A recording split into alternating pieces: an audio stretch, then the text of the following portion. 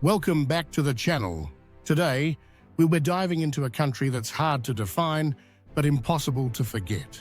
This is Malaysia, and if the world still doesn't get it, maybe that's their loss. The world may not understand us, but that's okay. Malaysia is the kind of country that gets summarized in one sentence, and always wrongly. Is that the one with the Petronas Towers? Oh, I heard it's like Thailand, but quieter. Wait, isn't that where durian is banned? Yeah, no. Malaysia isn't built for one-liners. It's a complicated, colorful, often misunderstood fusion that defies neat definitions. But here's the secret, that's the point.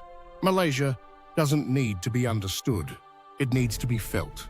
A country of many countries. Malay, Chinese, Indian, Iban, Kadazan, Eurasian, Arab, Peranakan, Indigenous, Muslim, Buddhist, Christian, Hindu, Sikh, animist.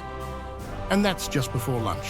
Malaysia is one of the most culturally complex nations on Earth.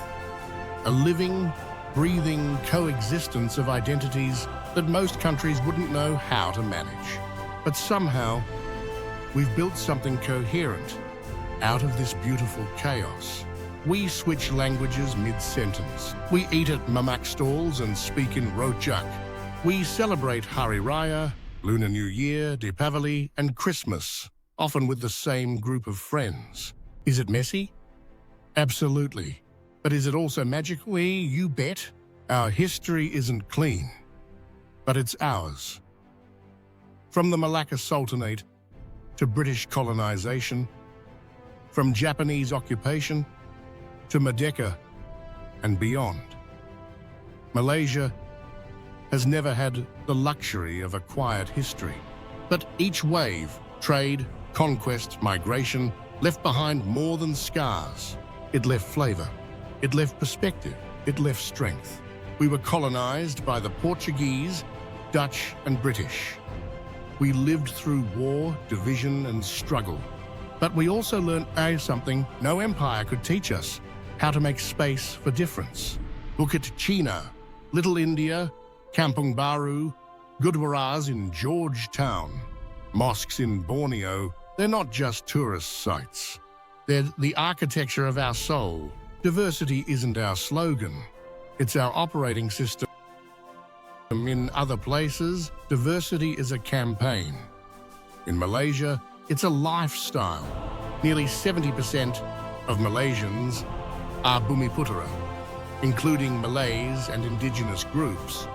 Around 23% are Chinese and 7% Indian, with countless ethnic subgroups and intermarried communities forming a complex human mosaic. Walk into any Malaysian school and you'll find kids singing the national anthem in Malay, doing math in English, cursing in Hokkien, and eating nasi lemak next to someone having roti canai with dal. And somehow, it works. Not perfectly, not always easily, but it works. We fight, but we don't break. Let's be honest, Malaysia argues loudly. Sometimes on WhatsApp family groups, sometimes in Parliament. But here's what we don't do: fall apart. We've had political crises, party swaps, massive rallies, and social media wars. But we still wake up, go to work, line up for teh tarik, and move on. We survived May 13th. We watched governments change hands mid-term. We've had our share of scandals, floods, and frustrations. And yet, we remain. That's resilience, Malaysian style. Our strength is in our street life. Malaysia isn't a country best understood in parliament or newspapers. It's understood in kopitiams, pasar malams, and roadside warangs. It's in the uncles playing chess in the park, the makcik making kuih for the neighborhood, the migrant worker laughing over a plate of Maggi goreng, the teen filming TikToks at KLCC. This isn't a postcard country. It's a lived-in, sweated-through, 30-degree kind of place. And that's exactly why it's alive. We don't shout, but people come back for more. Malaysia doesn't need to scream for attention. It's not always on the list of top 5 places to visit. But those who come here, they remember it forever. Ask a first-time traveler to Malaysia, and they might say, "It wasn't even on my radar." Ask them after their trip, and it's suddenly, "I'm coming back and bringing everyone I know." Tourism in Malaysia is often labeled underrated, but maybe that's part of the charm. No need for a flashy reputation when the experience speaks for itself. From Penang's food streets to the islands of Sabah, from the cool mist of the Cameron Highlands to the golden domes of Putrajaya, it's discovery after discovery. In 2023, Malaysia welcomed over 20 million international visitors, and domestic tourism continues to thrive with over 50 million trips made by locals exploring their own backyard. That quiet enthusiasm, it's contagious. Malaysia doesn't just leave an impression, it creates loyalty.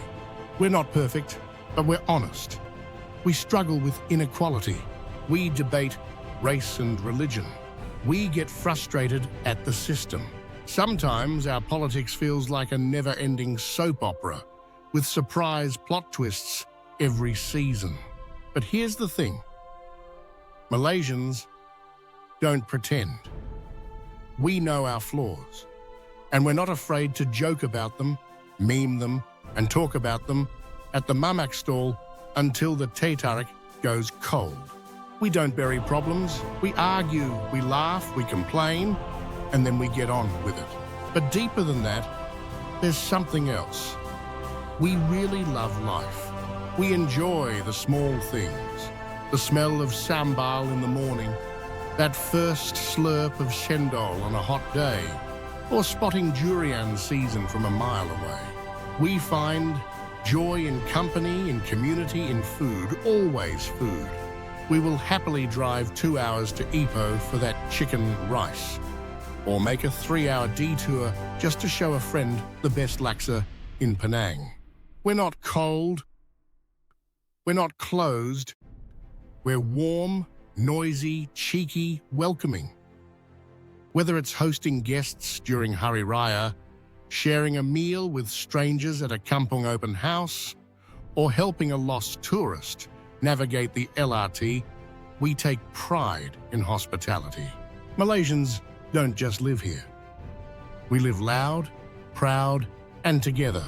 So no, we're not perfect, but we are real, and we're always trying, with our hearts open and our stomachs ready.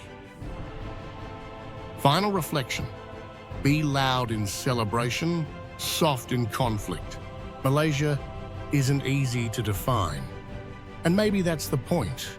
It's nasi lemak for breakfast, banana leaf for lunch, and tom yam for dinner. It's a mosque next to a church, across from a temple beside a 7-Eleven. It's complicated, it's layered, and it's absolutely worth understanding. So be a little chaotic, be a little generous, be like Malaysia. Thanks for watching, and see you next time.